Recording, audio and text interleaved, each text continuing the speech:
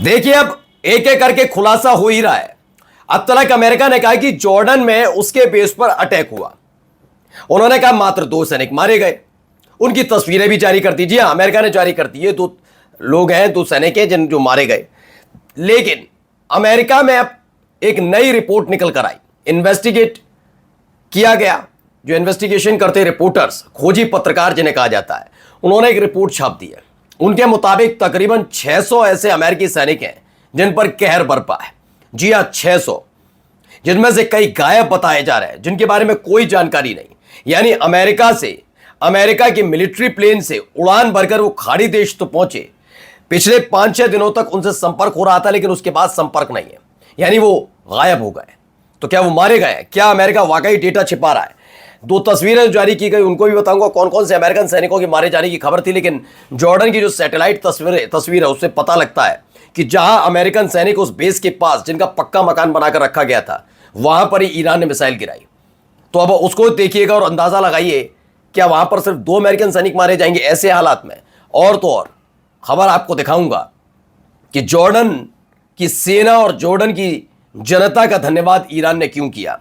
दिखाऊंगा। Mark Rubio Trump के बाद अब कह रहा है कि आप हमारे साथ आइए, हमने अकेला ठेका नहीं लिया कि विश्व में शांति लाएं, ईरान पर काबू पाएं, आप भी हमारे, क्योंकि अब अपने उनके लोग मरते नजर आ रहे हैं।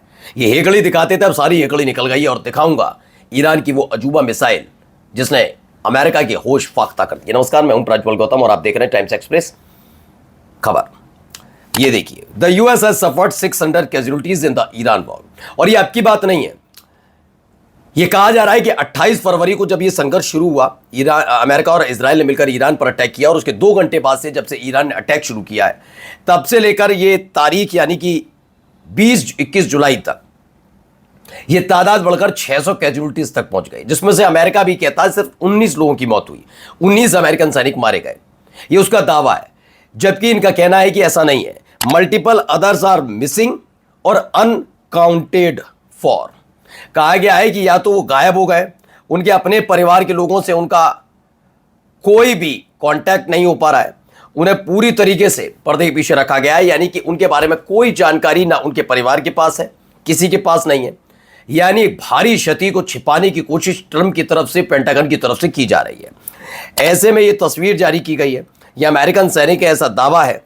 आरटी का दावा है कि पेंटागन ने 2 अमेरिकन सोल्जर्स जो मारे गए उनको आइडेंटिफाई किया। उनकी तस्वीर में से एक तस्वीर जारी की गई जो जॉर्डन एयरबेस पर मारे गए थे। इसमें से बताया गया एक इसाबेल गोंजाल्से जो 19 साल की हैं, जो 17 जुलाई को मारी गई, और एक टायलर जेम्स फिहान है जो 25 साल का था, जो 18 जुलाई को मारा गया है, फर्स्ट लेफ्टिनेंट था। ये दोनों के दोनों मारे गए हैं। केवल इन्हीं के बारे में पुष्टि की जा रही है कि ये दोनों के दोनों थे, इसके अलावा कुछ नहीं है, सिर्फ इन दोनों के बारे में। जबकि अमेरिका के ये जो मैंने आपको दिखाया, एथन लेविन्स है, ये इंडिपेंडेंट जर्नलिस्ट हैं, अमेरिकन क्रिश्चियन है, यानी खुद अमेरिका से हैं, और इंडिपेंडेंट जर्नलिस्ट यानी कि ये स्वतंत्र पत्रकार हैं, जिन्होंने इन्वेस्टिगेट किया तो पता लगा कि अमेरिका की सेना में खाड़ी देश में सेवाएं देने वाले तकरीबन 600 अमेरिकी सैनिक गायब हैं। उनके बारे में पता नहीं। उनमें से कुछ ऐसे हैं जिनको आइडेंटिफाई किया गया है, जिनकी मौत की खबर है। कुछ ऐसे हैं जो अस्पताल में सीरियस हैं, जब से हमला हुआ है और अस्पताल के बिस्तर पर लेटे उठ नहीं पाए। उनमें से कई ऐसे हैं जो वाकई गायब हो चुके हैं, जिनके बारे में कोई खोज खबर ना है और ना बताया जा रहा है। अब आते हैं जरा जॉर्डन का वो इलाका जहां पर अटैक हुआ था। एक और सैटेलाइट तस्वीर आई है। यह अटैक एयरबेस पर नहीं हुआ, ये कोई रडार सिस्टम नहीं फूका गया, बल्कि अलग अलग देशों में जिस तरह से अमेरिका ने बेस कैंप बनाया, चाहे नेवल बेस हो, एयर बेस हो या मिलिट्री बेस हो, इनमें खासियत यह है कि वहां पर बहुत बड़े एरिया में बनाया गया है। पास में ही इनके एकोमोडेशन यानी कि रहने की जगह है, बहुत पक्के मकान इनको सुख सुविधाओं के साथ दिए गए हैं, वहीं पर ये रहते हैं।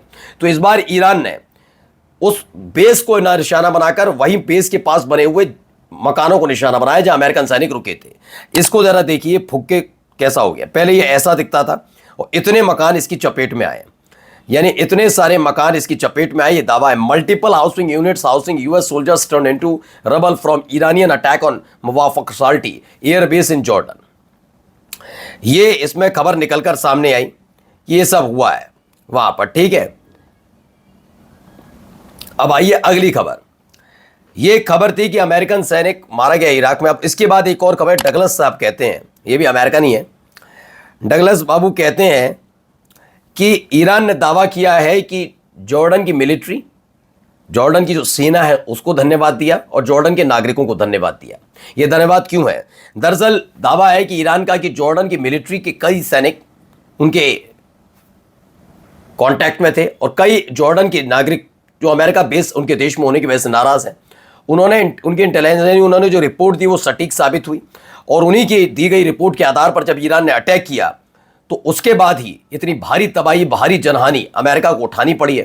खास बात यह है कि जॉर्डन में जो अटैक इतना ज़बरदस्त हुआ, अब तक आपने नहीं सुना होगा कि जॉर्डन का एक नागरिक मारा गया, जॉर्डन की सेना का कोई सैनिक या अधिकारी छोड़ दिया सैनिक मारा गया, कोई पुलिस वाला मारा गया, कुछ नहीं, सारे के सारे अमेरिकन सैनिक मारे गए। ऐसा कैसे? यानी सटीक जानकारी वाकई जॉर्डन की तरफ से ईरान को पहुंचाई गई, ये बात क्लियर होती हुई नजर आती है। अब ये है भैया मार्क रूबियो, जरा इनको भी सुन लो क्या कह रहे हैं।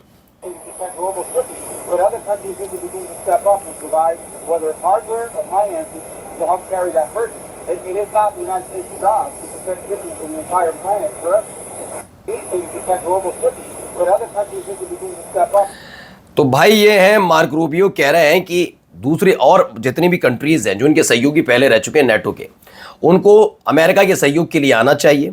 उन्होंने कहा कि अमेरिका का जो लक्ष्य है ना वो ग्लोबल शिपिंग को प्रोटेक्ट करना है, जिसके लिए ईरान को खतरा बताते हैं ये, जबकि खुद सबसे बड़ा खतरा है। इसने तो हमारे देश के जहाज़ों पर अटैक किया, अमेरिका ने 3 हमारे भारतीयों को मार दिया। या ये बता रहा है कि क्या सही है क्या नहीं है। ये कहते हैं कि भाई ऐसा है, अब तमाम कंट्रीज को भी साथ में आना चाहिए और ये जो हमने खुद जिम्मेदारी ज़बरदस्ती बन के नेता बन के उठाई है, उस नेता बनने वाली जिम्मेदारी का सहयोग करना चाहिए, क्योंकि हमने पूरी दुनिया का ठेका नहीं ले रखा। अब जाकर याद आ रही है, तो किसने कहा था कूदने के लिए? इजराइल और कुछ ज़्यादा ही मन कर रहा था, वो ईरान पर अटैक कर लेता, ईरान इजराइल निपट लेते आपस में। तुमसे नेतागिरी करने के लिए किसने कहा था? किसने कहा था कि यूक्रेन और रूस के युद्ध में घुसो? किसने इराक में घुसने के लिए कहा था? किसने वियतनाम के बारे में कहा था? तुम शुरुआत से करते तो यही रहे हो, क्योंकि तुम उन देशों को फंसाते हो और उसके बाद उस पर आराम से बम गोला बारूद बेचकर पैसा कमाते हो। लेकिन इस बार नहीं चल पाई इनकी। अब ये देखिए, ये एक मिसाइल आई है, ये अलग तरह की मिसाइल है, कैसे काम करती है जरा समझिए। ये बहरीन पर दागी गई थी, ये देखिए तस्वीर, ये बिल्कुल अलग तरीके से चलती है। ये देखिए पूरी की पूरी, अब देखिए कैसे काम कर रही है। अब इसको लेकर भी हलचल तेज है कि ईरान ने एक बार फिर बहरीन को एक ऐसी बैलिस्टिक मिसाइलों से निशाना बनाया है जो हवा में लहराती हुई चलती है। यानी टारगेट तो उनकी तरफ से लॉक होता है, लेकिन जिस देश पर गिर रही होती है वहां उनको पता ही नहीं चल पाए गिरने वाली कहां पर है। हालत खस्ता होती हुई नजर आई। इन सब के बीच खबर है कि लंबी लड़ाई होने वाली है, क्योंकि फ्रांस ने कह दिया है सऊदी अरब और यूएई 7 दिन के लिए सऊदी अरब और यूएई जाने वाली सारी फ्लाइट्स कैंसिल कर दी फ्रांस ने। फ्रांस का यह कदम ऐसे वक्त में उठा है जब कुवैत में, जब यूएई में हड़कंप मचा हुआ है, देश छोड़ छोड़कर भागने के लिए तैयार है। फ्रांस ने कह दिया सऊदी अरब और यूएई उनकी फ्लाइट्स नहीं जाएंगी, ये क्लियर है। वहीं ईरान अमेरिका हमलों के बीच कुवैत अलर्ट पर, ऐसी खबर है। कुवैती सेना के मुताबिक अमेरिकी हमलों के बीच देश के एयर डिफेंस यूनिट सक्रिय होकर आने वाली मिसाइलों और ड्रोन को इंटरसेप्ट कर रही है। शुरुआती रिपोर्ट्स के मुताबिक आसमान में कई इंटरसेप्शन देखे गए, जबकि संभावित हवाई खतरे के मद्देनजर सुरक्षा व्यवस्था कड़ी कर दी गई है। नमस्कार।